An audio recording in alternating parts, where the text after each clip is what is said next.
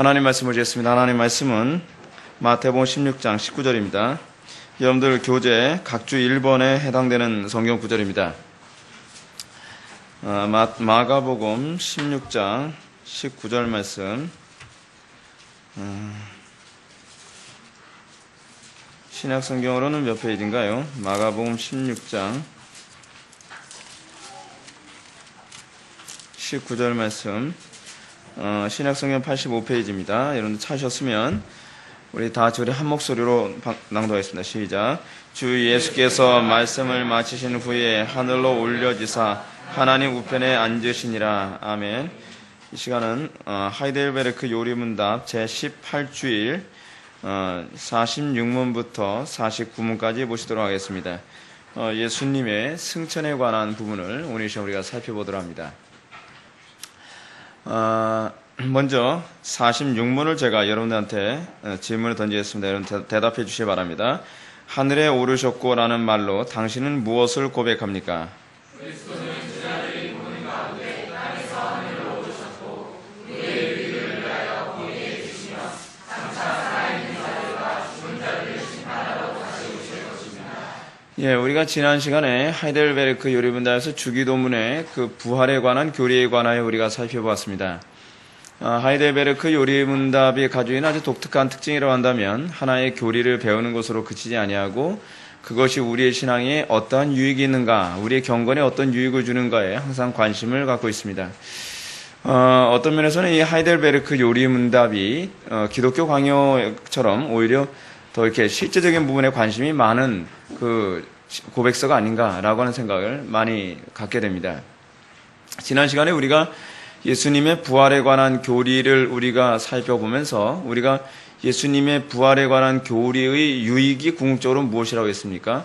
여기서 부활에 관한 교리의 유익에 관하여 우리가 살펴보면서 첫 번째는 칭의됨, 그리고 두 번째는 뭐라 했습니까? 새로운 생명, 그러니까 성화와 관련되어진, 그러니까 예수 그리스도의 부활의 생명이 우리에게 신분의 변화, 그러니까 의롭다함이라고 하는 신분을 주는 것과 관련을 맺고 있다고 한다면, 두 번째는 무엇과 관련을 맺고 있다 했습니까? 그 부활의 생명이 우리로 하여금 성화와 관련을 맺고 있고, 그리고 세 번째로 그 부활의 생명이 오늘날 앞으로 장차 미래에 우리에게 어떤 그 영광을 가져다 줍니까? 예수 그리스도의 부활에 연합하여 우리가 변화된 육체를 입게 되어지는 것과 관련을 맺고 있습니다. 그렇기 때문에 여러분, 우리가 지난 시간에 살펴봤던 것처럼 칭의는 우리가 실제적으로 경험되어지는 거예요? 아니면 그 경험되지 못해요? 경험되지 못한다 그랬죠. 그리고 예수 그리스도의 재림 때에 우리가 부활한 몸으로 입게 될 것이다라고 하는 이 부분도 그때 가봐야 하는 문제죠. 그렇죠? 그때 가봐야만 하는 문제입니다. 그런 차원에서 우리가 과거에 칭의된 것과 앞으로 우리가 부활에 참여할 거라는 것을 확신케 해주는 것은 딱 중간에 찾아오고 있죠. 그렇죠? 현재 나의 삶 속에 뭐가 역사하느냐? 부활의 생명이 역사하느냐, 역사하지 않느냐를 검증하지 아니하면 과거에 내가 칭의 받았는지를 결코 확신할 수 없고, 그리고 앞으로 장차 예수님의 재림 때에 내가 그 부활에 참여할 것이다라고 하는 것도 확신할 수가 없는 거예요. 그러니까 여러분들이 항상 관심을 가져야 될 것은 현재 나의 삶 속에 예수 그리스도를 살리신 그 성령께서 여전히 내 속에서 역동하고 계시느냐를 찾아야 돼요. 그 역동하고 계신 그 성령께서 나로 하여금 여전히 그리스도의 거룩한 삶에 참여하게 하시는 증거가 있는가를 우리가 찾아야 되는 것이죠. 우리가 그것을 묵상하면서 한 달에 한 번씩 우리 교회에서 하는 것이 무엇이죠? 성찬예식이죠.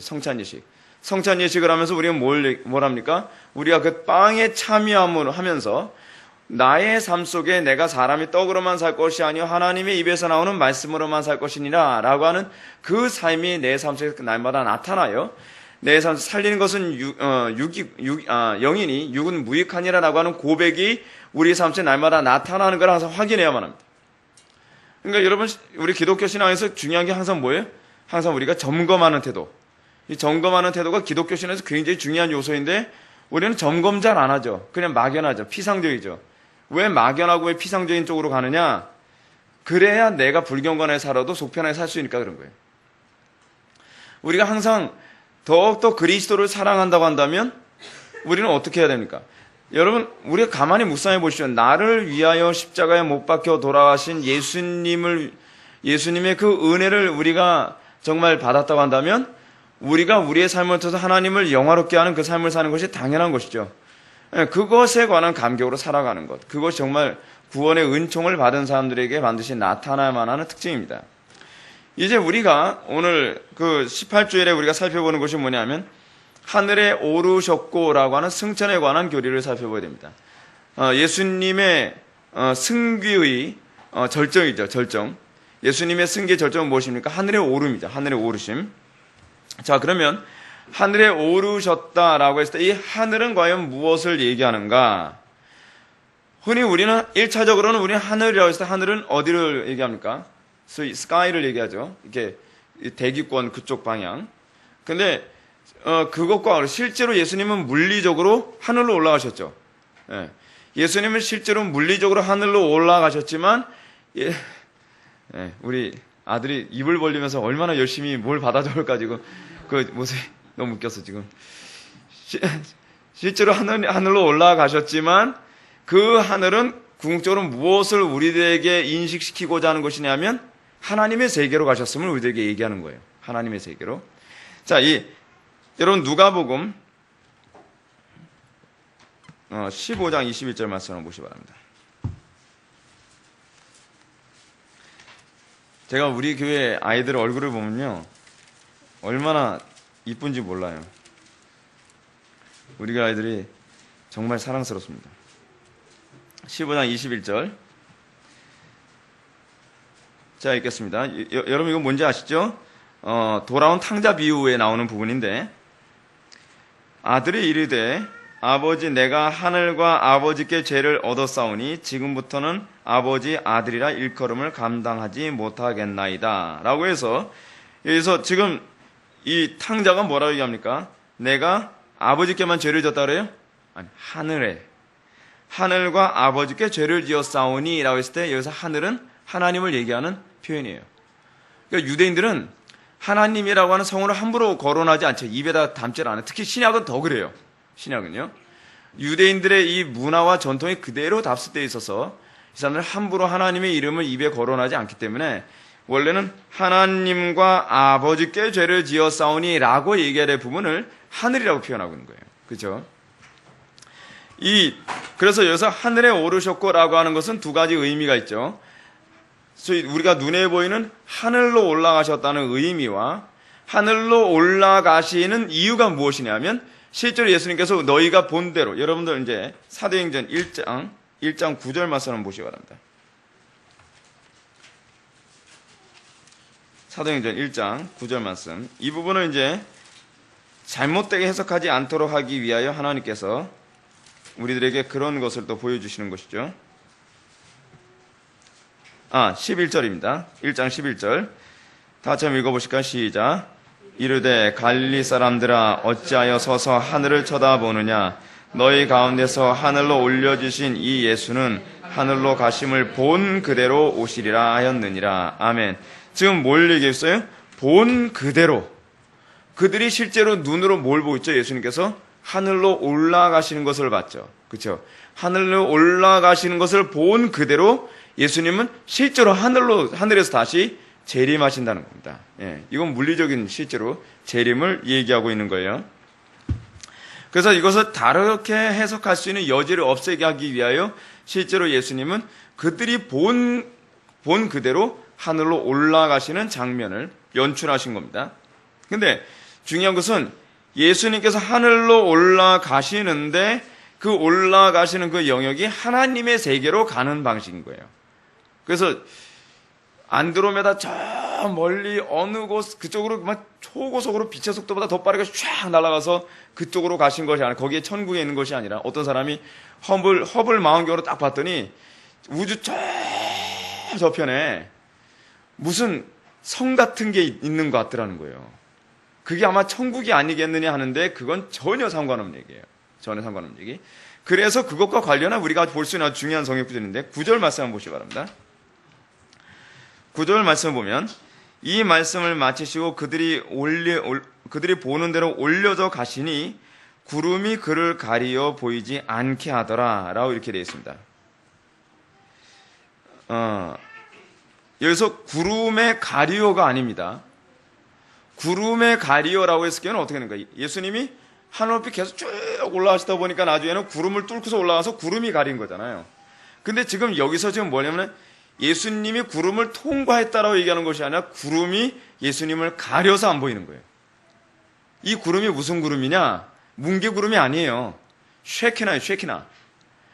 그러니까 여러분 히브리인들 사이에서 구약 시대에 보게 되면은 성전 제사를 딱 드려나면 그 구름이 그 성전에 가득했다 그러지 않습니까? 구름이 성전에 임재하는데 그것은 뭐냐? 하나님께서 임재하셨다는 것을 보여주는 거예요. 그거를 히브리어로 흔히 뭐라는 쉐키나라고 해요. 쉐키나. 영광의 구름이라고 합니다. 영광의 구름. 그러니까 지금 예수님은 슈퍼맨처럼 하도 높이 올라가셔가지고 구름에 가려진 것이 아니라 예수님이 어느 정도 올라가시자마자 구름이 예수님을 가렸다라고 하는 것은 예수님이 경역적으로 하나님의 세계에 들어가셨다는 것을 보여주는 거예요. 하나님의 세계에 들어가셨다는 거예요. 그러면 예수님께서 구름을 타고 다시 오신다라고 하는 것은 무슨 얘기죠? 신적인 하나님의 세계에서 소위 피조물의 세계로 들어오신다는 것을 우리들에게 얘기해 주는 겁니다. 자꾸 이거를 자꾸 생각을 잘못하게 되면 예수님이 어느 쪽으로 가셨냐? 여러분 유대 땅에서 우리나라를 보게 되면은 옆쪽 아닙니까? 옆쪽으로 날아가신 게 되어버린 거죠. 자꾸 이 지구의 방향 안에서 위, 아래, 좌우를 얘기하면 곤란합니다. 지구 반대편에 있는 사람은 예수님은 지구로 내려가신 게 돼요. 지구 반대편 내려가신 게 되어버리잖아요. 그 개념이 아닌 거예요. 경역적으로 하나님의 세계로 가신 거예요. 하나님의 세계로. 그래서 답을 먼저 한번 보시게 되면 그리스도는 제자들이 보는 가운데 하늘로 오르셨고 우리의 유익을 위하여 거기에 계시며 우리의 유익을 위하여 거기 계신다. 여러분들은 예수님이 거기에 계신 게 유익합니까? 아니면 오시는 게 더 유익합니까? 여러분들 예수님 좀 오셨으면 좋겠잖아요. 예수님이 여기 계셔서 육신을 입고 여러분들에게 계시는 것이 더 좋으신데 요한복음에서 뭐라고 얘기합니까? 내가 너희에게서 떠나가는 것이 어때요? 유익하니. 예수님께서 16장에서 말씀하셨나요? 떠나가는 게 유익하다는 거예요. 떠나가는 게. 그 왜 떠나가는 게 유익한가? 자, 예수님이 떠나가시는 것이 유익한 이유가 뭐냐면 예수님이 떠나가심으로 말미암아 누구를 보내시기 때문에 그렇습니까? 네, 보혜사죠. 보혜사. 다른 보혜사. 다른 보혜사라고 여러분 원래는 보혜사라고 얘기하면 곤란합니다. 보혜사는 예수님이에요. 예수님은 보혜사시고 성령님이 다른 보혜사예요. 다른 보혜사. 근데 왜 예수님이 떠나가신 것이 유익한가? 이제 그 다음에 나온 것이 이제 47문인데 47문. 그렇다면 세상 끝날까지 우리와 함께 있으리라는 그리스도의 약속은 어떻게 됩니까? 대답해 주시기 바랍니다. 그리스도는 참 인간이고 참 하나님이십니다. 그의 인성으로는 더 이상 세상에 계시지 않으나 그의 신성과 위엄과 은혜와 성심으로는 잠시도 우리를 떠나지 않습니다. 예수님께서 예수님이 지금 하나님의 우편에 앉아 계실 때 예수님은 신성으로 계실까요? 인성으로 계실까요?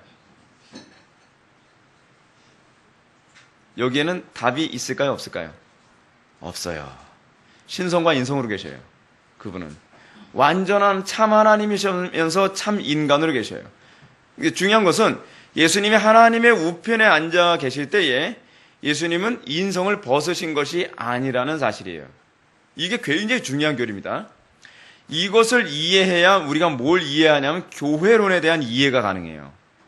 그러니까 여러분 오늘날 교회 안에서 제일 잘 안 가르치는 것, 죄다 안 가르쳐지지만 너무나 중요함에도 불구하고 안 가르쳐지는, 초대교회 때는 그토록 많이 가르쳐져서 이 문제 때문에 죽느냐 사느냐라고 했던 이 교리들 중에서 예수님의 참 하나님 되심과 참 인간 되심을 교회에서 안 가르치면 안 돼요. 이건 굉장히 중요한 문제예요. 왜냐하면 예수님의 참 인간 되심 때문에 교회의 위대성이 여기에서 나오는 거거든요. 교회의 위대성이. 예수님의 참 인간 되심이라고 하는 이 교리에 대한 인식을 근거로 해서 우리는 골로새서를 이해하고 에베소서를 이해해요. 그래서 골로새서와 에베소서에서 중요한 게 뭐예요? 예수 그리스도의 머리 되심이거든요. 근데 예수 그리스도의 머리 되심을 이해하려면 예수님이 참 참 인간 되심을 염두에 둬야만 해요. 참 인간 되시지 않으면 교회는 그냥 단순히 예수 믿고 천당 가는 이제 플랫폼 역할밖에는 안 하는 거예요. 오늘날 왜 자꾸 교회가 예수 믿고 천당 가게 하는 플랫폼처럼 사람들이 인식되어지냐 하면 예수님의 참 인간 되심과 예수님의 참 하나님 되심에 대한 인식, 그리고 예수님이 육신을 입고 여전히 하나님의 우편에 계심에 대한 인식이 없어서 그래요. 그러니까 이런 교리가 괜히 지적인 어떤 지적 놀이하자고 얘기하는 그런 스콜라적인 얘기가 아니에요. 그런 식으로 죽자 살자 내가 오르네 싸운 것이 아니란 말이에요. 이것이 구원과 관련은 실제적인 관련을 맺고 있고 이것이 우리의 경건과 실제적인 관련을 맺고 있어서 그래요. 교회의 영광스러움과 실제적인 관련을 맺고 있어요. 지금 예수님은 참 인간의 몸을 입고 하나님의 우편에 계셔야만 돼요. 이것이 의미하는 바가 무엇인가?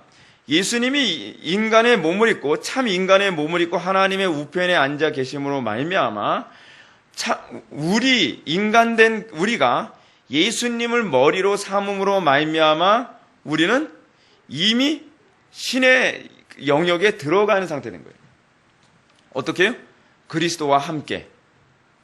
그러니까 예수님이 승천하셔 하나님의 세계에 들어가셨을 때 우리는 아직 갈 일이 없는 것이 아니라 우리가 예수님을 믿음으로 말미암아 머리 되신 그리스도께서 거기 계심으로 말미암아 우리도 이미 하나님 나라에 들어간 거예요.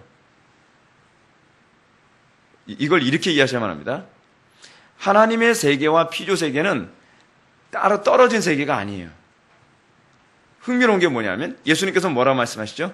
회개하라 천국이 가까이 오고 있느라. 우리는 피조 세계 안에 지금 예수님의 도래를 통해서 우리에게 얘기해 주시는 아주 중요한 개념인데 그것이 뭐냐면 하나님의 나라가 이 피조 세계 안에 침노에 들어오고 있는 거예요. 그래서 우리가 예수님을 구주로 영접하여 예수님을 머리로 삼음으로 말미암아 우리는 표면적으로는 우리는 지금 피조 세계 안에 있지만 다른 한편으로는 우리는 이미 하나님 나라에 이미 들어갔어요. 그래서 이미 아직의 긴장 관계는 우리가 자꾸 이게 개념이 여러분들 잘 안 잡히는 이유가 어디 있냐면요. 영원한 하나님 나라에 들어가는 것이 이 피조 세계가 따로 있고 영원한 하나님 세계가 따로 있어서 그 영역으로 간다고 자꾸 생각하니까 그런 거예요. 하나님 나라는 이미 도래했어요. 그래서 여러분 새하늘과 새 땅이 뭡니까? 새하늘과 새 땅이요. 새하늘과 새 땅은 피조 세계가 완전히 싹 없어지고 우리가 그 하나님의 세계에 들어가는 게 아니에요. 요한계시록에서 그렇게 나오죠. 요한계시록에서 뭐라고 나옵니까? 새 예루살렘이 하늘로부터 오죠. 그 하늘로부터는 스카이이겠습니까? 아니면 하나님의 세계이겠습니까? 하나님의 세계, 신적 세계예요. 신적 세계. 근데 그 하나님의 세계로부터 이 세상에 도래하는데 그래서 이 세상이 어떻게 되냐면 결국 하나님의 영광의 세상과 피조 세계가 완전히 하나가 되는 것이 새하늘과 새 땅이에요. 지금은 하나님의 나라가 이미 도래했으나 아직 하나님의 세계로 충만하진 않은 상태인 거죠. 그렇죠? 무슨 말인지 여러분 이해가시죠? 근데 이미 하나님 세계에 들어가서 이미 하나님 세계를 맛보고 있는 사람이 있어요. 누굽니까? 그리스도인이에요. 그리스도인이 하나님의 세계에 이미 들어와서 그것을 맛보게 되는 근거는 어디 있는가? 우리의 머리 대신 그리스도를 인정함으로 그리스도와 연합함으로 말미암아 우리는 이미 영생을 누리면서 사는 거예요. 영생을 누림이 없다면 그리고 여러분들이 이미 하나님 나라의 도래함을 알지 못한다고 한다면 이런 사태가 심각한 거예요. 그래서 예수님의 임박한 하나님 나라의 도래에 관해서 얘기하는 거예요. 왜 임박했는가? 왜 임박했다 그런 거죠? 누구 통해서 하나님의 나라가 도래오기 때문에 그래요? 예수님을 통해서. 근데 이게 더 정확한 표현을 얘기한다면 성령에 의하여 예수님을 통해 우리는 하나님의 나라에 들어가요. 그래서 예수님께서 부활 승천하시고 난 다음에 누굴 보내십니까? 다른 보혜사, 원 보혜사께서 육신을 입고 하늘로 가시는데 다른 보혜사이신 성령님을 보내심으로 말미암아 예수님께서 뭐라고 말씀하세요? 내가 너희와 함께 한다라고 얘기하고 있다는 거예요. 각주 4번 한번 보시기 바랍니다.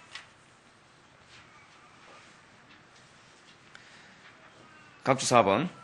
한번 다 같이 한번 읽어보시기 바랍니다. 시작.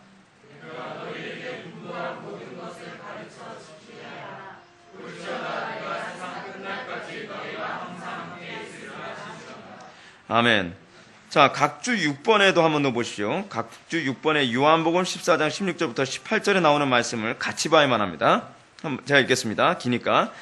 내가 아버지께 구하겠으니 내가 또 다른 보혜사를 너희에게 주사 영원토록 너희와 함께 있게 하시리니. 자, 지금 영원토록 너희와 함께 한다. 지금 누가요? 여기서는 성령님이. 그쵸? 근데 아까 마태복음 28장 20절에서 뭐라고 했어요? 내가 세상 끝날까지 너희와 항상 함께 있으리라. 누가요? 예수님이. 왜 예수님이, 성령님이, 지금 이 양쪽을 보게 되면 성령님과 예수님의 역할이 같다고 하는 것을 우리가 발견해야 되죠. 그렇게 한다면 지금 내가 다른 보혜사를 너에게 보낸다라고 했을 때 그 다른 보혜사가 바로 누구시라는 것을 우리가 더욱더 선명하게 알 수 있어요? 예수님 자신이. 그래서 신약신학자들 사이에서는 보혜사 성령님을 뭐라고까지 표현하냐면 예수 그리스도의 제2의 자라고까지 얘기해요. 왜냐하면 여러분 성령님과 제2 하나님이신 제2위 하나님이신 성자는 인격적으로 독립되어 있죠. 인격적으로 다른 분이십니다. 다른 분이신데 이 분이 또한 일체를 이루어서 성령님께서는 성자의 그 제2의 자아처럼 행동이 가능해요.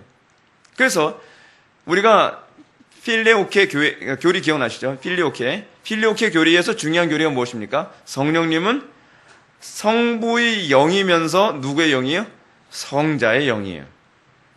그래서 성령님이 하시는 행위를 통하여 성자를 증거하시면서 동시에 성부를 증거해요.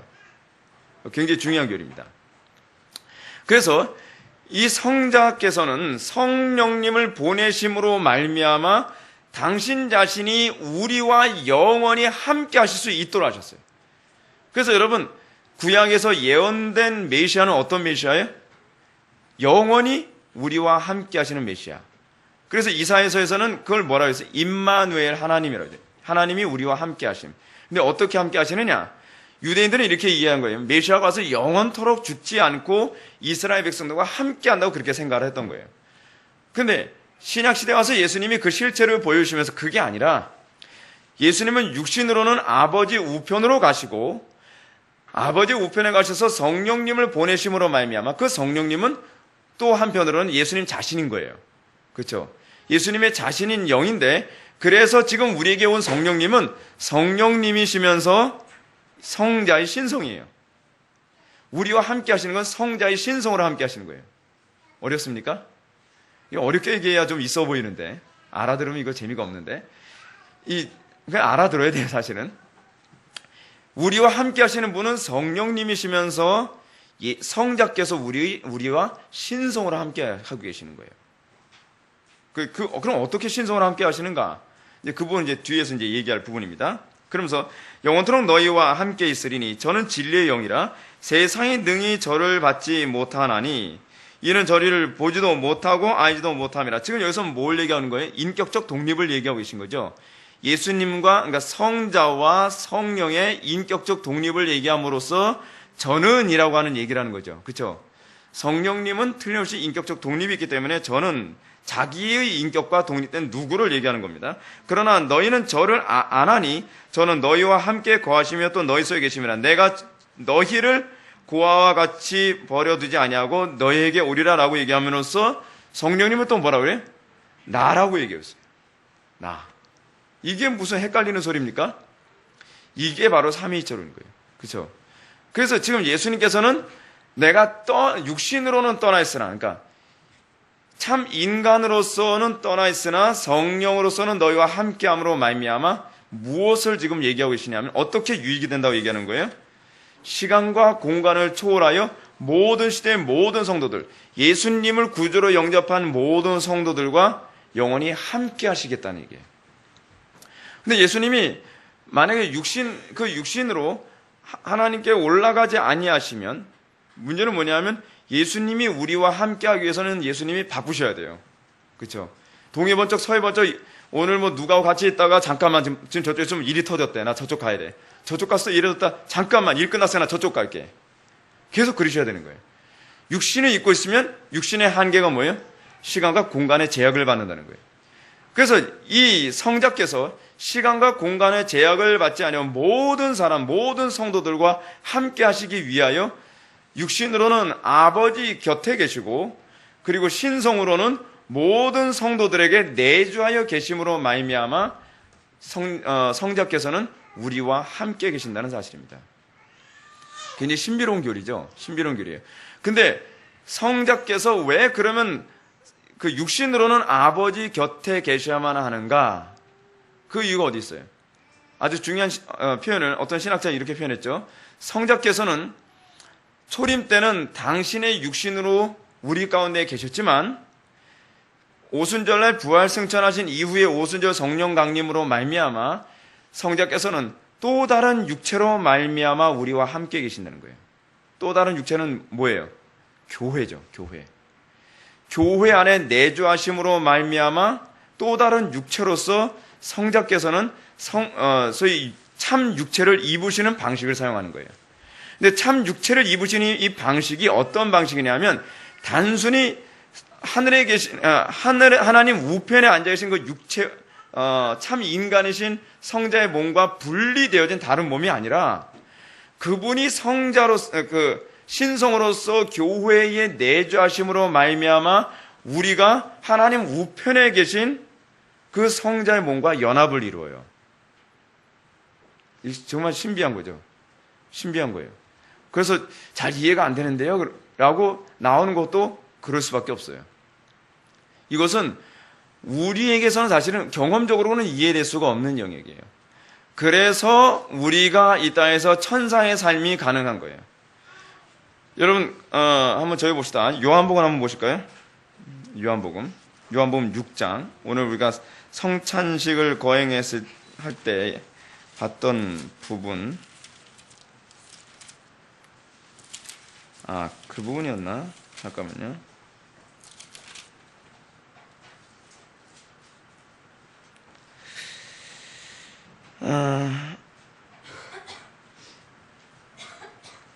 여러분 예수님께서 그런 말씀하시죠. 나의 살과 피를 먹지 아니하면 너에게 유익이 없다. 그러니까 어떻게 당신의 살과 피를 나에게 줄 수 있겠느냐라고 한 성경 구절을 제가 오늘 성찬일식 하면서 제가 낭독해드리지 않았습니까?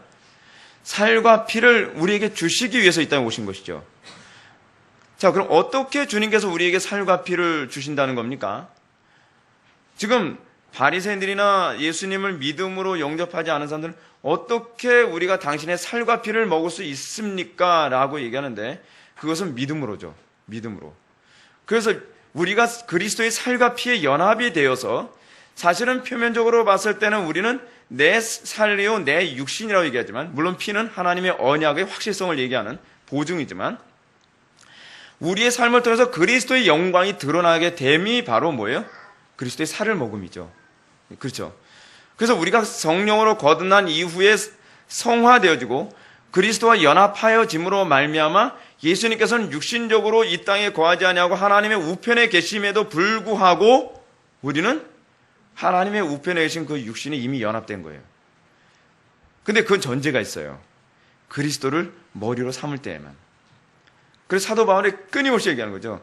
골로새서와 에베소서에서 사용하는 사도 바울의 아주 중요한 어법이 뭐예요? 예수 그리스도를 머리로 삼음. 예수 그리스도를 머리로 삼음.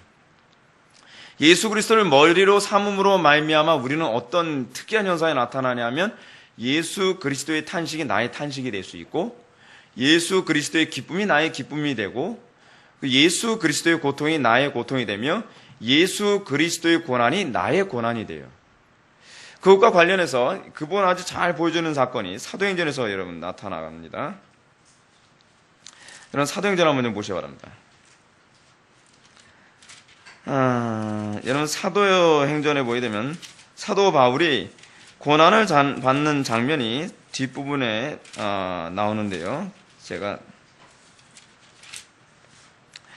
사도행전 25장을 한번 펴보시기 바랍니다.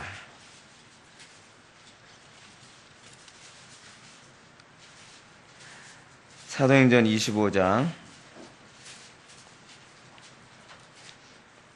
여러분, 우리가 애매히 고난을 받음이라고 하는 부분이 무엇을 의미하냐면, 우리가 고난받은 사건도 아님에도 불구하고 고난을 받는 거예요. 근데 어떻게 고난을 받냐? 예수 그리스도와 연합되어져서 애매히 고난을 받는 거예요. 예수 그리스도께서 받으셨던 고난에 연합되어져서 나타나는 고난이거든요. 근데 그것 동일한 사건이 바울에게도 나타나요. 여러분 25장 25절 말씀 한번 읽어보시기 바랍니다. 시작.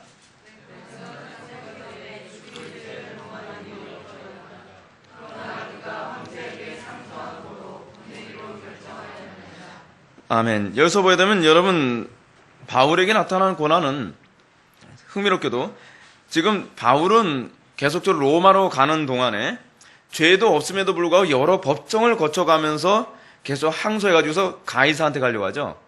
근데 여기서 얘기하는 가이사는 누구냐? 네로예요, 네로. 이 가이사에게 항소하러 가는데 항소하러 가는 곳곳마다 여기서 지금 아그리빠 왕이 뭐라 하냐면 자꾸 이 법정에 쓰고 그렇지 않으면 유대인들이 죽여라 해가지고서 이 사람의 죄목을 찾아봤더니 예수님하고 똑같은 케이스예요. 내가 살피건대 죽일 죄를 범한 일이 없더라. 예수님도 십자가에 못 박혀 돌아가실 때 어떻습니까? 죄 없이 십자가에 못 박혀 돌아가시잖아요. 지금 똑같은 케이스예요. 근데 지금 어떻게 해요? 유대인들은 이 바울을 애매히 죽이려고 하는 거죠. 왜요? 예수님과 연합됨에 대한 특징이에요. 그래서 여러분 우리가 그리스도와 연합되었다라고 했을 때 우리에게 그리스도와 연합됨이 뭐로 나타납니까? 그리스도와 동일한 유형의 고난이 우리에게서 나타나는 거예요. 그런데 사도들은 이것을 통해서 기뻐했다 그러죠. 왜 기뻐했다 그러죠? 예수 그리스도의 이름으로 말미암아 능욕받는데 합당한 자, 그의 합당한 자로 여김받은 것을 기뻐하는 거예요. 왜 합당한 자로 여김받은 걸 기뻐하죠? 이것이 그리스도와 연합되어진 증거라고 그들은 보는 거예요. 그리스도와 연합된 증거로서 우리가 살펴봐야 될 여러 가지 특징이 있는데 하나는 뭐냐면 그리스도와 동일한 유형의 고난을 받음. 그또 뭐가 있어요? 그리스도의 거룩한 성품 우리가 나타남. 그러므로 말미암아 우리가 예수 그리스도를 머리로 삼고 있다는 것을 확신할 수 있고 그것으로 말미암아 마지막 날에 예수님이 부활하셨던 것처럼 우리도 부활할 것을 확신하게 되는 것이죠.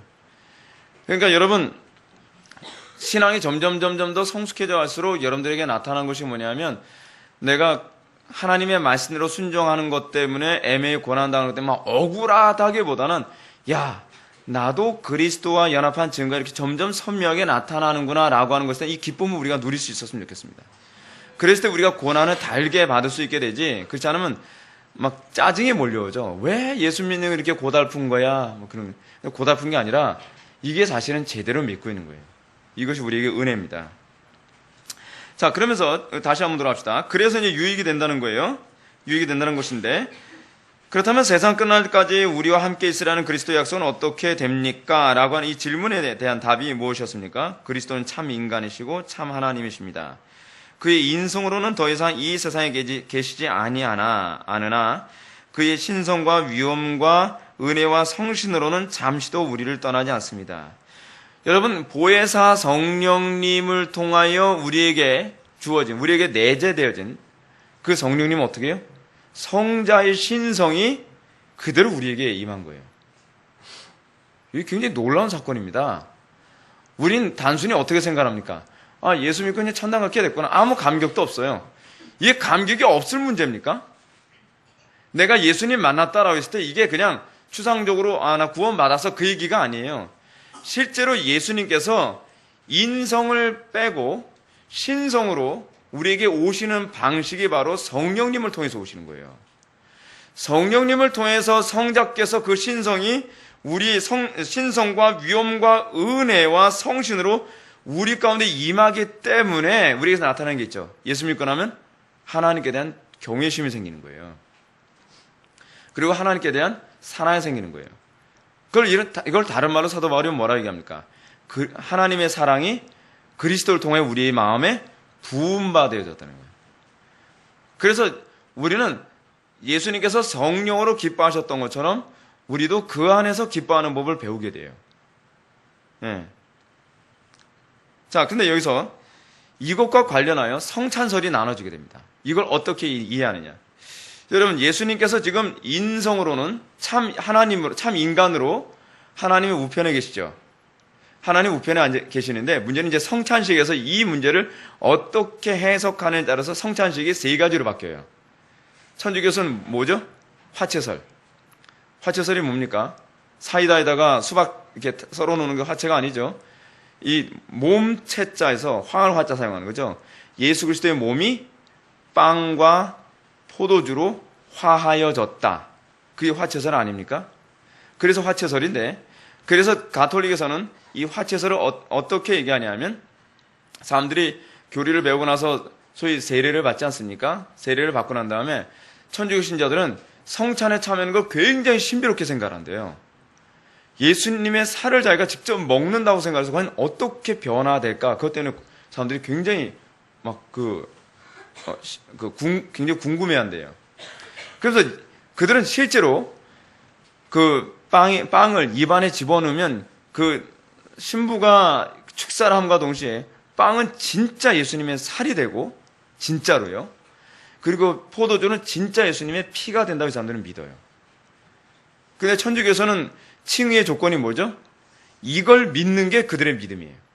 실제로 예수님의 그 빵이 예수님의 살이 된다고 믿어야 되고, 포도주가 실제로 예수님의 피가 된다고 믿는 것이 이게 그 사람들의 믿음이에요. 아, 이거 믿음 좋다라고. 그리스도께서 완성해 오신 구원의 공로를 믿는 믿음이 아니라 성령의 효력을 믿는 게 그들의 믿음이거든요. 그게 바로 화채설이에요.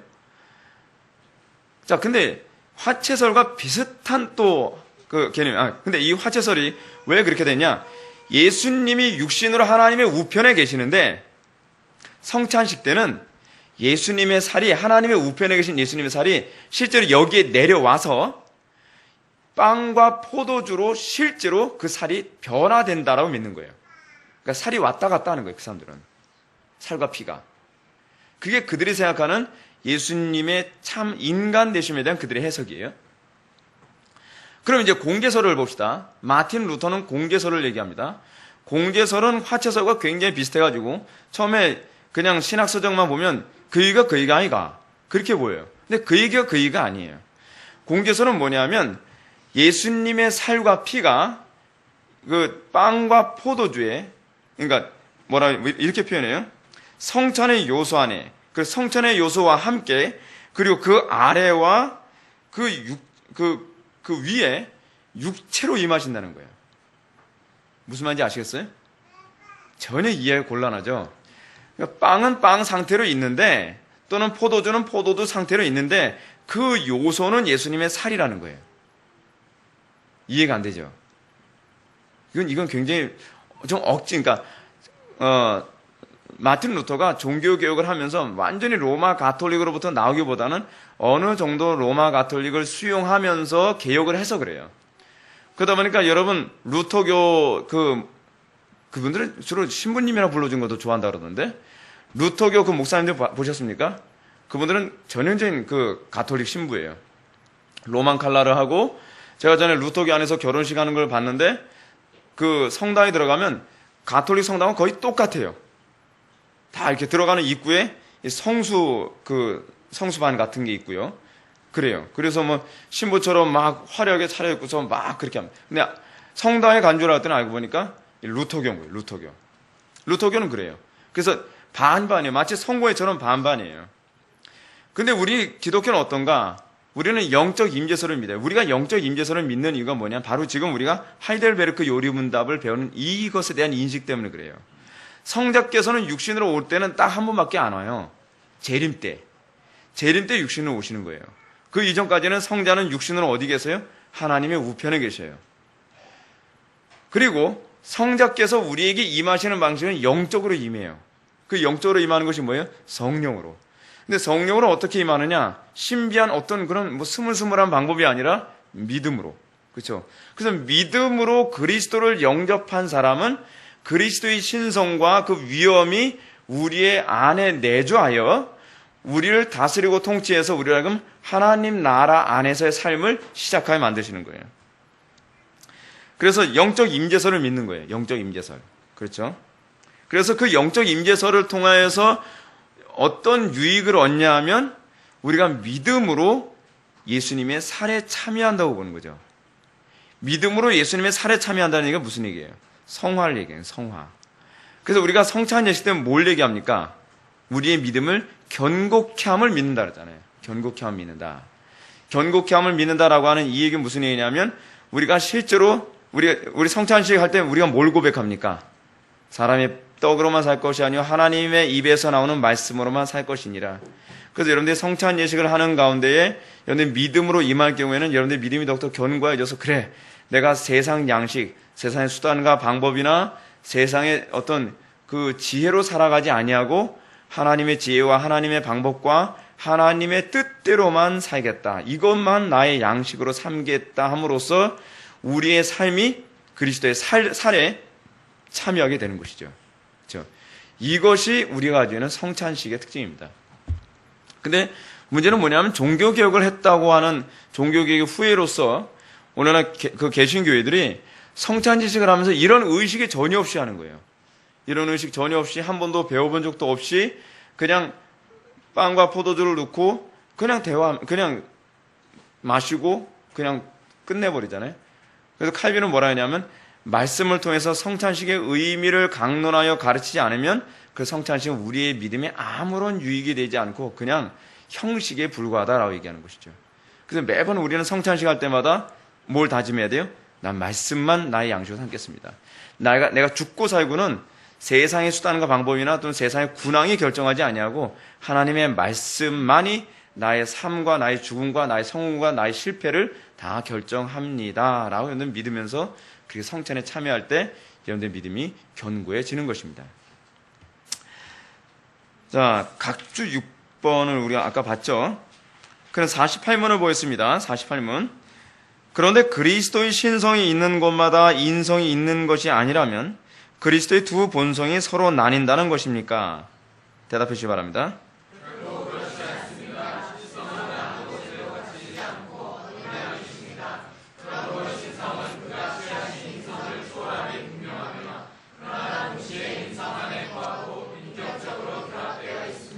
아멘. 이게 좀 독특한 것이 무엇이냐면 우리가 우리의 경험으로 알기가 힘든 게 하나 있어요. 예를 든다면 여러분 이래요. 여러분들은 그 영혼과 육체가 있죠. 영혼과 육체가 있는데 여러분들은 육체가 있으면서 여러분들의 영혼이 아무 데서나 충만할 수는 없죠. 여러분들은 육체 안에 영혼이 갇혀 있지 않습니까? 근데 예수님은 안 그래요. 예수님은 독특한 것이 뭐냐면 예수님은 그 육체와 신성이 여전히 함께 하나님의 우편에 계심에도 불구하고 그의 신성은 거기에만 머물러 있지 아니하며 온 우주에 편만해요. 편만하다는 얘기가 무슨 얘기인지 알죠? 충만하다는 얘기예요. 그러니까 예수님은 육체로 우리와 함께하지 아니하셔도 근데 이런 게 있어요. 성자께서는 육체로 우리와 함께 계실 동안에는 그분의 성자께서 다른 사람과 충만할 수는 없겠죠. 그래서 성자께서 육체를 입고 하나님 우편에 가신 이유는 뭐냐면 그분이 하나님의 우편에 가심으로 말미암아 성자께서는 육신으로 계심에도 불구하고 신성으로 그의 모든 백성들과 함께 할 수 있기 때문에 그래요. 이 신비로운 거예요. 신비로운 거. 그래서 451년 칼케톤 회의에서 그리스도의 인성과 신성에 대해서 어떻게 정의를 내렸냐면 그리스도의 인성과 신성은 혼동되거나 변하지 않고 분리되거나 나눠지지 않는다라고 해요. 여기서 분리되거나 나눠지진 않지만 신성과 인성은 구분이 될까요? 안 될까요? 됩니다. 구분은 되는데 분리나 나눠지진 않아요. 혼동되지도 않아요. 그리고 섞이지도 않아요. 변하지도 않고요. 이게 독특해요. 이게 바로 예수님의 신성과 인성에 관한 부분이에요. 그래서 예수님은 신성과 인성이 완전히 한 인격의 두 본성을 가지고 계심에도 불구하고 이 두 본성을 가지고 계신 예수님의 인성은 성부의 우편에 계심에도 불구하고 그분의 신성은 성령으로 우리와 함께 하세요. 이거는 머리로 이해할 수가 없어요. 이거는 그냥 어떻게 해요? 여기서 우리가 나와야 되는, 여러분들 잘하는 거 있죠. 믿습니다. 그러니까 믿어야 돼요, 이건요. 어쩔 수 없어요. 이건 우리가 경험적으로 알 수 있는 영역이 아니기 때문에 그래요. 근데 그 유익이 뭐예요? 그렇기 때문에 우리가 그리스도와 연합되어지는 방법이 뭐냐면, 그리스도의 육신과 인성과 연합되어지는 방법이 뭐냐면, 그분의 신성과 연합되어지면 신기하게도 그분의 인성과 연합이 되어버려요. 그렇게 하시기 위해서 그분이 성령으로 그의 신성이 우리에게 찾아오신 거예요. 그래서 우리 안에 계신 영은 보혜사 성령이면서, 다른 보혜사 성령이면서 그리스도의 영이에요. 아버지의 영이면서. 그래서 우린 질문할 때 이렇게 질문하죠. 우리 속에 계신 그 성령, 그 영은 성삼위 하나님이 다 계신 겁니까? 아니면 성령님만 계신 겁니까? 라고 질문을 던지면 여러분 뭐라고 대답해야 돼요? 거룩한 성삼위 하나님이 다 계신 거예요. 찾아오실 때는 사실 성령으로 찾아오시지만 그 성령 하나님이 하나의 본체 안에 계시기 때문에, 그래서 예수님께서 뭐라고 했어요? 내가 아버지 안에, 아버지가 내 안에 계신 것 같이, 상호 내주라고 얘기죠. 상호 내주된 상태예요. 그러나 그럼에도 불구하고 이분이 구분되시는 분이시기 때문에 십자가에 못 박혀 돌아가실 때 성부께서도 고난 받으셨을까요? 안 받으셨어요. 어떤 분이 그러더라고요. 저쪽 전라도 목포 쪽인가요? 그쪽에서 굉장히 용감하신 이단 목사님이 계시는데, 그분이 많은 정통교회 목사님들을 모셔놓고서 신학 강좌를 막 하는데, 이분이 이렇게 그래요. 여러분 정말 감동적인 제가 얘기 하나 해드릴까요? 예수님께서 십자가 못 박혀 돌아가셨을 때 성자만 못 박혀 돌아가신 게 아니에요. 성부도 같이 고통당하셨어요. 얼마나 우리가 가슴 아픈 일입니까? 은혜가 되죠. 그렇게 되면 성부 순환설이 돼버리는 거예요. 양태론이에요, 양태론. 근데 거기에 계신 목사님 다 너무 감동받아서 아멘 했다는 거예요. 이러면 곤란한 거예요. 이러면 곤란해요. 십자가에서 못 박혀서 고통당하신 그 순환당하신 분은 성자만 순환을 당하셨어요. 그래서 성부와 성자는 구분이 가능한 거예요. 구분은 가능한데 일체로 계세요. 일체로. 그래서 여러분 성자께서 지옥에 내려가시고 고통받으셨을 때 성부께서도 같이 지옥에 고통받으신 거 아니죠. 누구만 고통받으셨어요? 성자만 고통당하셨어요. 굉장히 신비로운 부분이에요. 왜냐하면 삼위일체로는 우리가 이해할 수 없는 영역이기 때문에 그렇습니다. 하여간 여러분들이 이성적으로는 그렇게 이해하시는 것이 좋습니다. 자, 그래서 결코 그렇지 않습니다라고 여러분들 대답하지 않았습니까? 그러므로 신성은 그가 취하신 인성을 초월함이 분명하며, 어때요?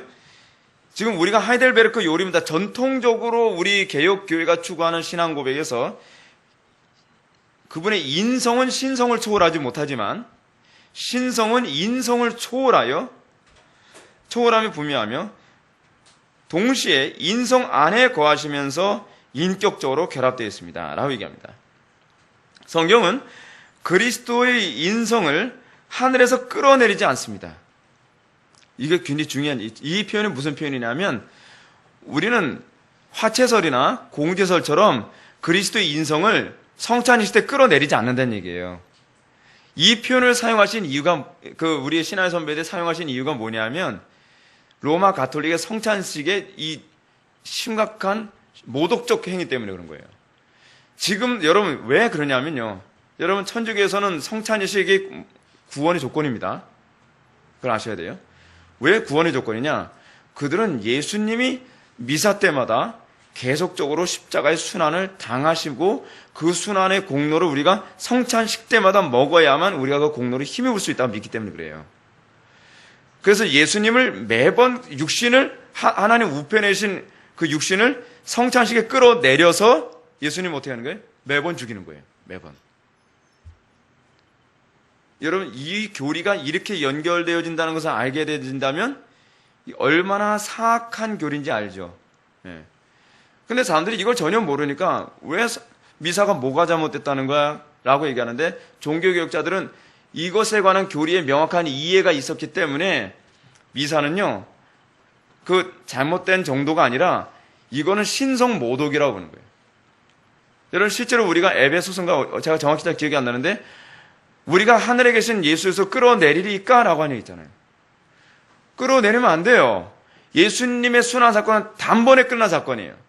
근데 단번에 끝난 사건을 매번 미사 때마다 예수님을 또 십자가에 못 박고 또 십자가에 못 박고 전국적으로 전 세계적으로 미사를 할 때마다 그걸 계속 반복함으로써 예수님의 단번에 이루신 제사를 모독하고 있는 거예요. 그래서 개혁자들은 이거 굉장히 사악하고 굉장히 마귀적이다라고 해요. 근데 왜 우리가 종교개혁의 후예라고 하면서도 이것에 대해서 이해를 못하는가? 이 칼케톤 종교회의 때 얘기했던 이 칼케톤 신조의 이런 개념이 없고 하나님의 우편에 앉아 계심이라고 하는 이 개념이 뭘 의미하는지 전혀 모르는 상태에서 그냥 이 신앙생활을 하기 때문에 그래요. 그래서 우리가 하이델베르크 요리문답을 공부하는 것은 굉장한 유익이 있어요.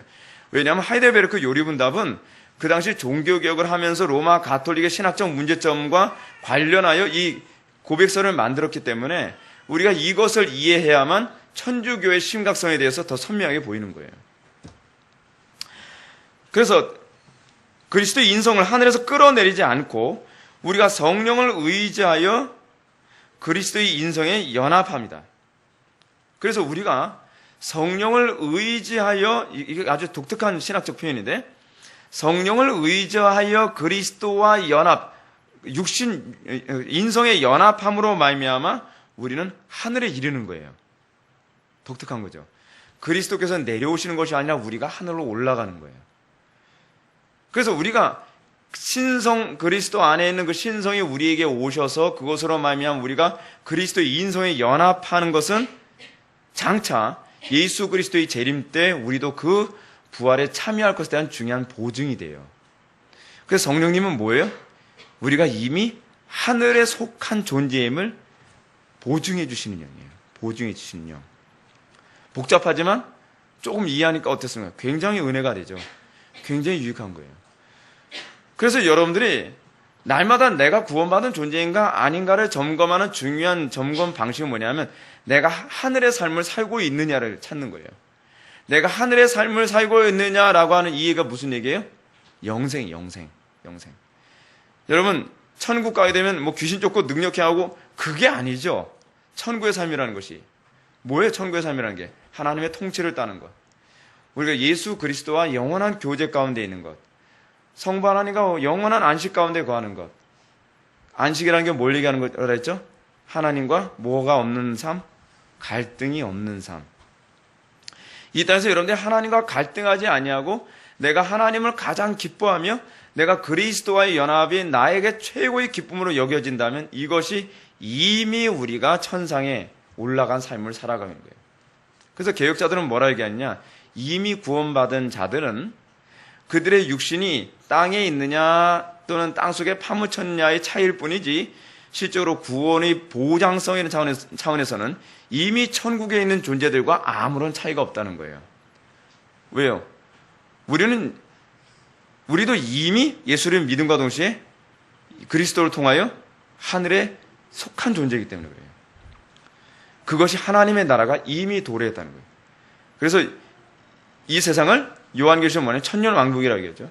하나님의 나라와 그래서 이미 아직의 긴장관계는요. 도표로 그리게 되면 이래요. 하나님의 나라는 이미 도래했어요. 그러니까 하나님의 세계, 영적인 세계가 이미 도래했어요. 그 어떻게 도래하죠? 성령으로 도래하죠.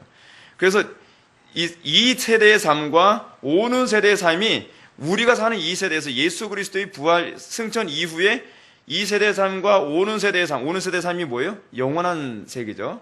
그 세계가 이 안에서 믹싱되어 있어요. 그래서 우리는 이 땅에 어때요? 슬픔이 있고 괴로움도 있고 고난도 있어요. 근데 또 한편 또 뭐가 있어요? 천국의 기쁨과 감격과 의와 평강과 희락이 있어요. 그래서 이 안에서 어떻게 해요? 혼돈이 있고 어려움도 있고 갈등도 뒤섞여 있지만 점차적으로 그리스도께서 이 땅에 딱 재림과 동시에 이 모든 혼돈은 다 끝나버려요. 다 끝나버려서 우리는 어떻게 돼요? 우리는 비로소 영원한 천국의 삶의 완성을 맛보는 거예요. 이것이 그리스도께서 하나님 우편에 계심의 특징이에요. 그래서 그리스도의 재림하심이라는 것은 결국 뭘 얘기하는 거예요? 하나님, 그러니까 여러분 그리스도의 육신적 재림이라고 하는 것은 우리가 연합되어진 그 실체의 도래함이잖아요. 그렇죠? 우리가 연합되어진 그 육체의 실제적 도래로 말미암아 이 땅이 뭐가 되는 거냐면 완전한 그리스도의 연합의 완성이 되는 거예요. 네. 어렵지만 그냥 이 정도만 얘기합시다. 49문 질문하겠습니다. 대답하시기 바랍니다. 그리스도께서 하늘에 오르심은 우리에게 어떤 유익을 줍니까?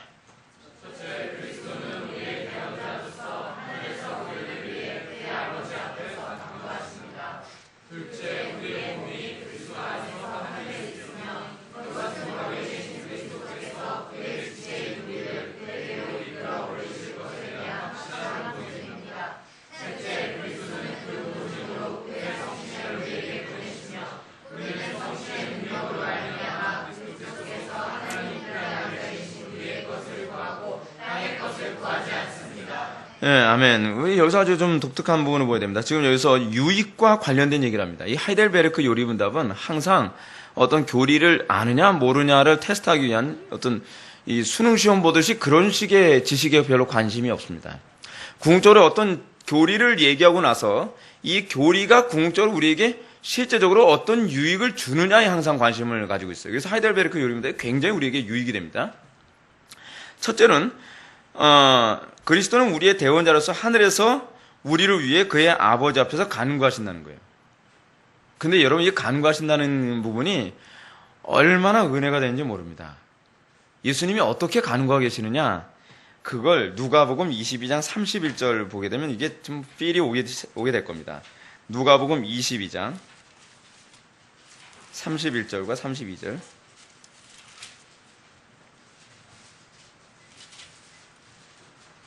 누가복음 22장 31절과 32절 말씀.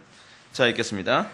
시몬아 시몬아 보라, 사탄이 너를 밀가부르듯 하려고 요구하였으나 그러나 내가 너를 위하여 믿음이 떨어지지 않기를 기도하였노니 너는 돌이킨 후에 내 형제를 굳게 하라. 아멘. 여러분, 베드로가 예수님을 모른다고 3번 부인하지 않았습니까? 3번 부인하고 나서 예수님께로 다시 돌아온 것은 베드로의 결단력이 아니죠.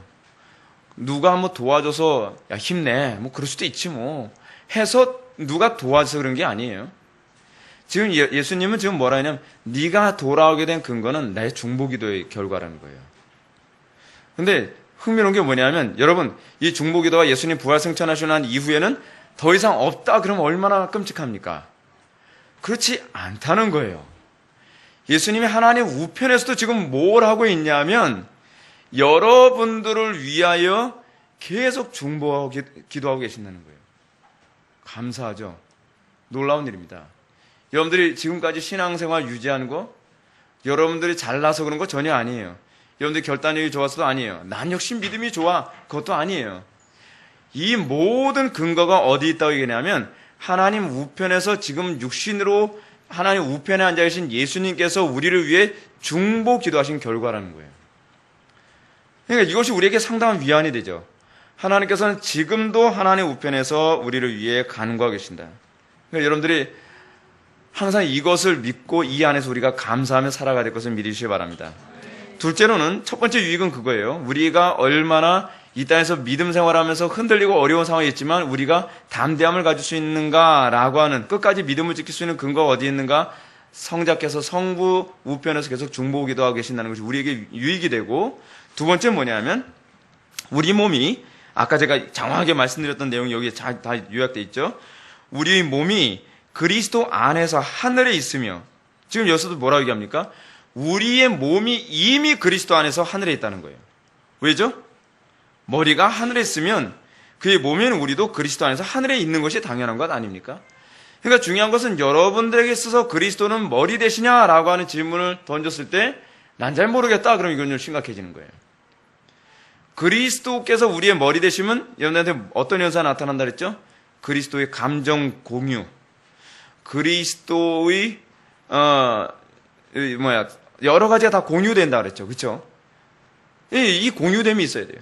그리스도께서 탄식하는데 내 영혼 평안해, 그러면 곤란한 거 아닙니까? 그리스도께서는 이것을 싫어하시는데 나는 그게 너무 좋으면 그거 곤란한 거 아닙니까? 그러니까 우리에게서 내가 그리스도와 연합되어짐을 그럼 우리 또 무엇으로 알 수 있어요? 그의 몸된 다른 지체들과의 연합. 그렇죠?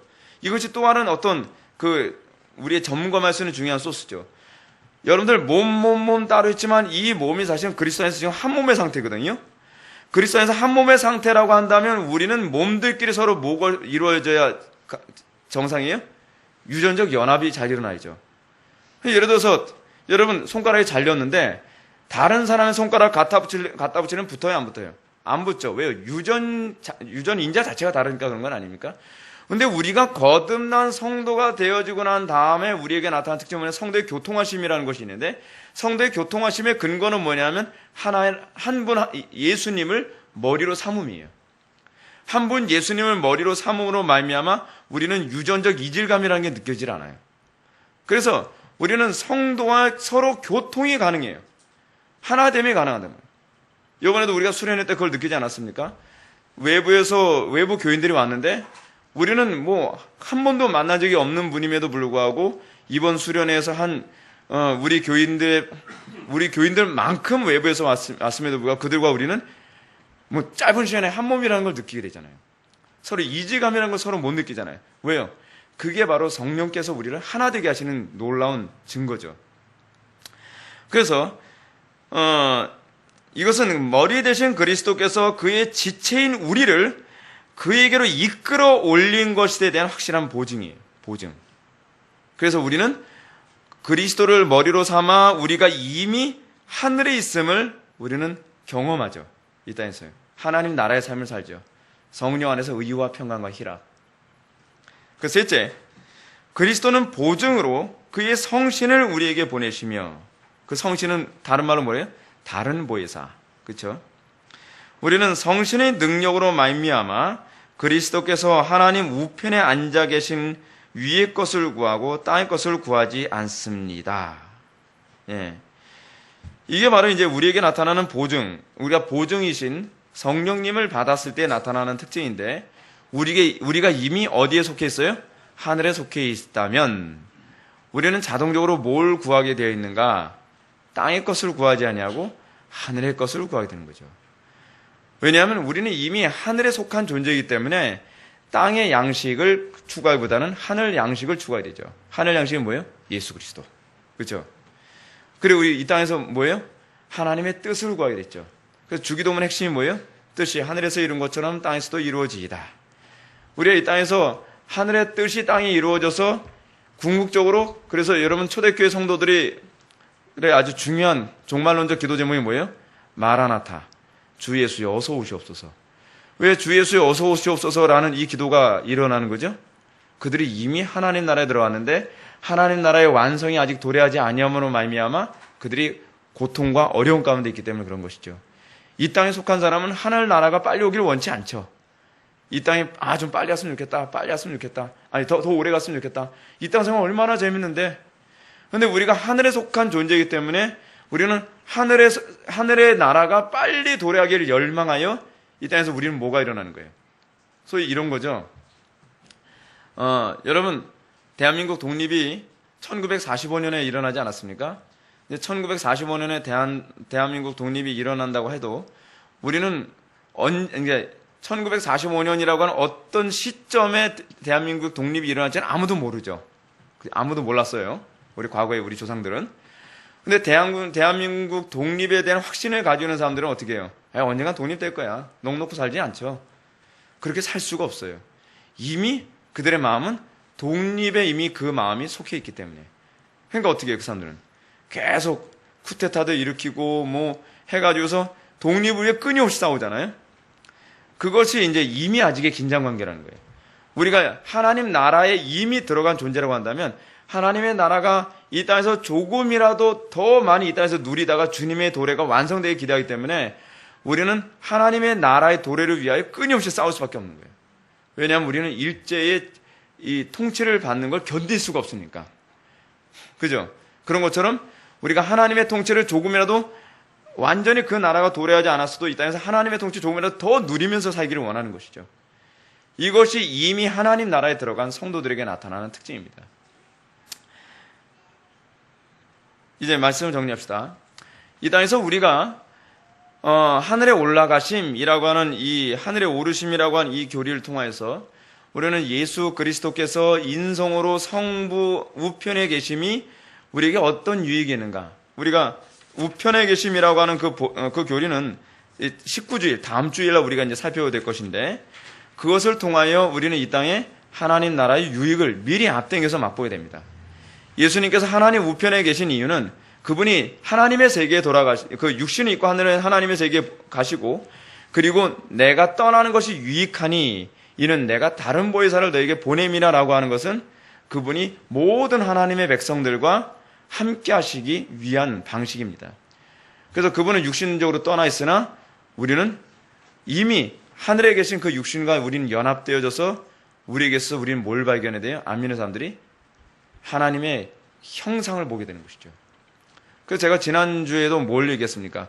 왜 네로 때나 그렇지 않으면 갈리귤라 같은 때에 기독교인들을 박해한 이유가 뭐라고 그랬어요? 그들에게서 하나님의 영광이 보여지는 것이 그들에게 너무 괴로운 거예요. 죄인들에게는 하나님의 영광이 보여지면 그것이 뭐로 보이냐면 심판으로 보여지는 거예요. 심판으로. 예를 들어서 맨날 뇌물 받기 좋아하는 사람 옆에서 난 뇌물 안 받아요 라고 하게 되면 괜히 밉죠. 그 사람이. 왜 그 사람이 왜 밉죠? 그 사람 통해서 자기가 이미 심판받은 자처럼 보이는 거예요. 자기가 죄인이라는 게 자꾸 드러나잖아요. 그래서 로마 시대 때 갈리귤라 같은 사람들이 기독교인을 박해한 이유가 거기 있거든요. 우리가 오늘날 예수 그리스도를 믿음으로 말미암아 그리스도의 영광이 우리에게서 나타난 것을 사단과 이 세상이 끊어 싫어하는 이유가 뭐냐면 그 영광이 우리에게서 하나님의 영광이 우리에게 드러나는 것을 통해서 그들은 심판을 보고 있는 것 같은 처절함을 느끼게 되는 거예요. 그래서 우리에게 고난이 있는 거예요. 사랑하는 성도 여러분, 이 땅을 살아가면서 여러분들이 어찌하든지 더욱더 그리스도와 연합됨을 더욱더 선명히 하길 바라고요. 그래서 여러분들이 나는 죽어서 천국 가는 것이 아니라 이미 믿음으로 그리스도 안에서 난 이미 천국에 있는 존재임을 항상 묵상하며 그 은혜의 부유함을 누리는 저와 여러분들 되기를 주님의 이름으로 축원합니다. 기도하셨습니다. 사랑이 많으신 하나님 아버지, 우리가 오늘 시간 하늘에 오르시오라고 하는 이 교리를 통해서 우리의 믿음에 어떤 유익이 있는지를 살펴보았습니다. 아버지 하나님, 이 교리가 우리 속에 지식으로만 머무는 것이 아니라 이 교리를 통하여서 우리의 삶에 하나님 나라의 영광의 부유함을 누리는 귀한 역사가 나타나게 하여 주옵소서. 묵상이 되게 하여 주시고 이 묵상을 통하여 우리가 이 세상의 욕심에 끌려다니지 아니하며 우리 하나님 나라에 대한 열망으로 충만하게 살아가게 하여 주옵소서. 예수님의 거룩하신 이름으로 기도 올려옵나이다.